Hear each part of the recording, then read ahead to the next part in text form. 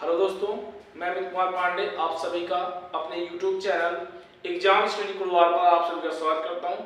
जैसे कि दोस्तों मैं यहां से आपको लगातार यूपी पॉलिटेक्निक एंट्रेंस एग्जाम की लगातार क्लासेस दे रहा हूं और मैं अभी इस समय क्या कर रहा हूं बेटा, मैं इस समय UP polytechnic previous year question पे बात कर रहा हूं लगातार। ठीक है, लगातार इसे बात भी करते रहेंगे। ठीक है, जो इम्पोर्टेंट है उसी पे हम बात करने वाले हैं और जो प्रीवियस ईयर क्वेश्चन है उसको भी लगाएंगे और जो इसके दृष्टिकोण से इंपॉर्टेंट लग रहा है, जो लगातार क्वेश्चन कर रहा है यहाँ पे यूपी पॉलिटेक्निक, उन क्वेश्चनों को भी हम यहाँ पे करवाने वाले हैं। ठीक है, अगर आप एक रणनीति के अनुसार क्वेश्चन या मतलब सिलेबस को पढ़ेंगे तो आसानी से गवर्नमेंट कॉलेज को आ जाएंगे बेटा। ठीक है, तो आज हमारा पहला क्वेश्चन क्या है बेटा, कह रहा है 6 घंटियां एक साथ प्रातः को 8 बजे बजी। 6 घंटियां एक साथ प्रातः 8 बजे बजी। यदि ये सभी 2, 4, 6, 8, 10 एवं 12 मिनट के अंतराल पर बजती हो तो पुनः कितने बजे इकट्ठा एक साथ बजेंगी। बेटा ऐसे क्वेश्चन पूछता है, आप देखेंगे तो ऐसे क्वेश्चन पूछता है यूपी पॉलिटेक्निक बेटा। तो ऐसे क्वेश्चन में बहुत ही आसान क्वेश्चन है, अगर आप थोड़ा सा दिमाग लगाएंगे तो ये क्वेश्चन कहा का भाई, ये लासा और मासा। ठीक है, जो लासा और मासा है उसी लघुत्तम समापवर्तक और महत्तम समापवर्तक पार्ट से दिया गया। ठीक है, ये क्वेश्चन उसी वही का है। चलो इसको सॉल्व करते हैं। तो इसमें हम कुछ करते नहीं बेटा, बहुत सिंपल सा तरीका होता है। ऐसे सवालों में करते हैं जो हमें दी गई है। ठीक है, अंतराल जो दिया रहता है 2, 4, 6, 8, 10, 12, इसी का हमें क्या निकालना है बेटा, एलसीएम या लासा निकालना। ठीक है, तो पहले हम क्या करते हैं, इसका लासा निकाल लेते हैं बेटा। 2, 4, 6, 8, 10, 12, पहले इसका एलसीएम निकाल लेते हैं। 2 से काटते हैं, 2 एकम 2, 2 दूनी 4, 2 तीन 6, 2 चौक 8, 2 पंचे 10, 2 छम 12। ठीक है, फिर इसको 2 से काटते हैं। यहाँ पे 1 कट लिया है, 2 एकम 2, 3 कटेगा नहीं, 2 दूनी 4, 5 कटेगा नहीं, 6, 2 तीन 6, फिर से 2 को काट दें बेटा। यहाँ पे 3 कटेगा नहीं, 2 एकम 2, 5 नहीं कटेगा और 3 नहीं कटेगा। ठीक है, फिर 3 से काट देते हैं बेटा। यहाँ पे 1, 1, 3 एकम 3, 1 है, फिर 5 है, फिर 3 एकम 3, यहाँ पे फिर लास्ट में कितना बचा बेटा, 5, 5 से काट देते हैं इसको। ठीक है, फिर 1, 1 बेटा कब तक काटते हैं, जब तक यहाँ पर 1 नहीं आ जाता है। ठीक है, अब इसका एलसीएम क्या होगा, एलसीएम। ठीक है, एलसीएम क्या होगा, 2 गुणे 2 गुणे 2 गुणे 3 गुणे 5, क्या हो जाएगा, 2 दूना 4, 4 दूनी 8, 8 24 और 24 पंचे 120, कितना है 24 पंचे 120।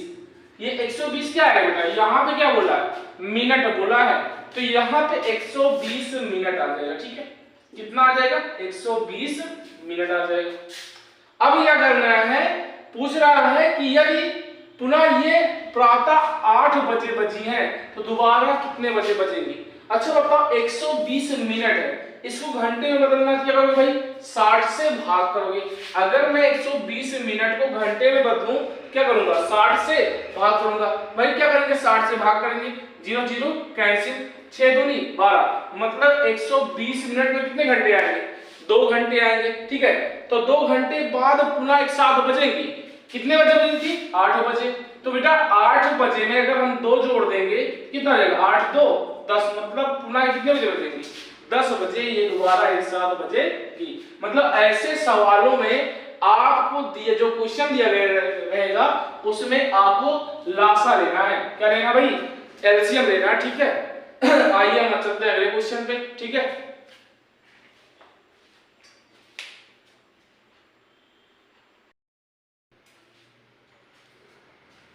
तो बेटा हमारा अगला क्वेश्चन क्या है, सिंपल सा क्वेश्चन है बेटा, बहुत आसानी से आंसर बताना है बेटा। पहले कुछ सिंपल क्वेश्चन को करवाते हैं।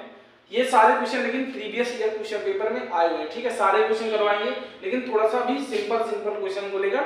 ठीक है, डिफिकल्ट पहले सिंपल फिर डिफिकल्ट की ओर बढ़ेंगे। ठीक है, जैसे ये क्वेश्चन बेटा क्या कह रहा है कि चित्र में यक्ष का मान बताइए। एक त्रिभुज है, एक बात जानते हैं कि त्रिभुज के तीनों कोणों का योगफल कितना होता है, 180 अंश होता है। त्रिभुज के तीनों कोणों का योगफल कितना होता है, 180 अंश। अगर बेटा देखो यहाँ पे कितना है, 40, एक कोण दिया है और यक्ष को पूछ रहा है। अगर बेटा यहाँ पे देखें तो एक सरल रेखा है, क्या है, और सरल रेखा पे कितने अंश का कोण बनता है 180 का। कितने अंश का कोण बनता है 180 का। अगर ये 120 है तो ये कितना हो जाएगा भाई 60, क्योंकि 120 में 60 जोड़ेंगे तभी क्या हो जाएगा एक सरल रेखा 180 अंश का कोण बनेगा। तो अगर ये 120 से कितना लेगा 60। अब बेटा अगर ये 60 हो गया तो बताइए 6 4 10 मतलब 60 प्लस यहाँ पे 40 कितना हो जाएगा 100 हो जाएगा। ठीक है। और तीनों कोणों का योगफल त्रिभुज के तीनों कोणों का योगफल कितना होता है 180 होता है। अगर मैं 180 में से ये दोनों घटा लूं माइनस कर लूं 100 तो भाई कितना हो जाएगा 80 अंश आ जाएगा। ठीक है। तो x का मान कितना हो जाएगा 80 अंश हो जाएगा। ठीक है। तो कौन सा ऑप्शन सही हो जाएगा ऑप्शन नंबर सी। ठीक है। एक बार इसको सही तरीके से आप देखते हैं बेटा। सही तरीके से मतलब क्या होता है, जैसे मान लेते हैं कोण x, ठीक है, दूसरा कोण यहाँ पे हो जाएगा 40 प्लस कोण कितना हो जाएगा 60 बराबर कितना रहेगा 180। ठीक है। अब क्या करेंगे कोण x बराबर दोनों को ऐड करेंगे कितना देगा 100 हो जाएगा 100 डिग्री, और यहाँ पे 180 डिग्री है भाई कितना 180 डिग्री। ठीक है। तो रहेगा माइनस में कोण x बराबर क्या रहेगा 180 माइनस 100 बराबर क्या है कोण 80 हो जाएगा। कोण x बराबर कितना रहेगा 80 हो जाएगा। ठीक है। ऑप्शन नंबर कौन सही हो जाएगा सी सही हो जाएगा। ठीक है। चलते हैं अगले क्वेश्चन पे।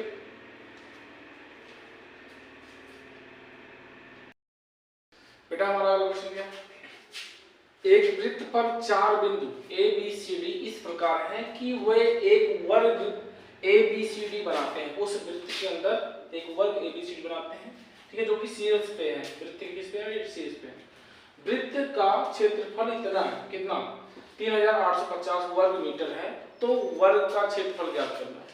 वृत्त का क्षेत्रफल इतना है तो क्या ज्ञात करना वर्ग का क्षेत्रफल। बेटा वर्ग का क्षेत्रफल अगर हमें ज्ञात करना है तो बेटा हमें क्या करना पड़ेगा, हमें वर्ग की भुजा ज्ञात करनी पड़ेगी। ठीक है। वर्ग की भुजा जानते हैं कि वर्ग का जो क्षेत्रफल होता है, आप वर्ग का क्षेत्रफल दो तरीके से निकाल सकते हैं। क्या, जब आपको भुजा पता हो, दूसरा आपको जब विकर्ण पता हो। वर्ग का क्या पता हो भाई विकर्ण पता हो, या तो क्या पता हो भुजा पता हो, तो आप क्या कर सकते हैं वर्ग का क्षेत्रफल निकाल सकते हैं। बेटा यहाँ पे देखिए मैं यहाँ से AC, यहाँ से मैं इसका इस वर्ग का विकर्ण या इसकी क्या होगी भाई ये इसकी क्या होगी जीवा, इस वृत्त की क्या होगी बेटा यहाँ पे जीवा क्या यहाँ पे व्यास होगा। वृत्त की जीवा भी व्यास ही कहलाती है, ऐसा नहीं है। लेकिन यहाँ पे क्या होगा जब हम इसका व्यास निकाल लेंगे तो इस वृत्त का जो व्यास होगा यही क्या होगा इस वर्ग का विकर्ण होगा। अगर हमें विकर्ण भी पता चल जाएगा तब भी हम आसानी से वर्ग का क्षेत्रफल निकाल लेंगे। ठीक है। तो पहले हम क्या करेंगे, यहाँ से वृत्त का जो क्षेत्रफल दिया गया है जो हमको सवाल में दिया वहां से क्वेश्चन को लगाना सॉल्व करते हैं। वही वृत्त का क्षेत्रफल क्या होता है pi r square. Pi r square वृत्त का क्षेत्रफल दिया कितना है 38। ठीक है 3850 दिया। अब एक चीज बताइए पाई की वैल्यू होती कितना है 22/7 होती है। ठीक है। गुणे आर स्क्वायर, ठीक है गुणे आर स्क्वायर हो जाएगा बराबर 3850 हो जाएगा। अब यहां से एक चीज देखिए, मैं एक चीज जान लेना कि क्वेश्चन में जब देता है कोई वैल्यू तो वो कटने वाली ही वैल्यू लगभग देता है। जैसे मैं क्या करूं कि अगर मैं 22 को काटूं 11 से, 11 दूना 22 सामने सामने कट जाता है कब जब चीजें गुणे में हो।